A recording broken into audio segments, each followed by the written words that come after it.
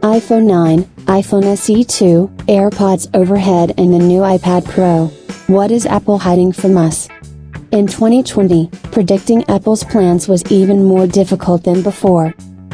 The American IT giant, who always keeps secret the announcements before the official presentation, got into a difficult situation due to the coronavirus. Therefore, the planned, rumored, March presentation will probably be cancelled, and the release of some gadgets will be postponed indefinitely. But the date and format of the presentation is far from the main thing. Thanks to insiders, we already roughly know what the Cupertinians are preparing for the near future. The announcement of the successor to the iPhone SE 2, it seems, is just around the corner. Insiders vied with each other to tell the details of the production of a cheap Apple smartphone. It was even reported that the assembly of new models was moved from China to India in order to manage to release the device on time, by the end of March.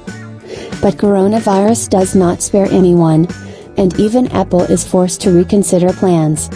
We already know almost everything about the budget device iPhone SE 2. Externally, the iPhone SE 2 will look like a figure 8. In front, there will be a 4.7-inch LCD display and a physical home button, with Touch ID support, and in the back, glass. True, its surface may become matte, like the iPhone 11 Pro. At least one new color should appear, bright red, according to leaks. Inside, the most powerful Cupertinian A13 Bionic chipset and 3GB of RAM will be installed. In this case, the amount of internal memory will be 64 or 128 GB, depending on the model. Expanding the storage traditionally does not work.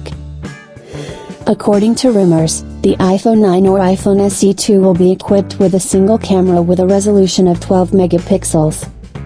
The cost of a gadget with a minimum supply of memory on board will be $399.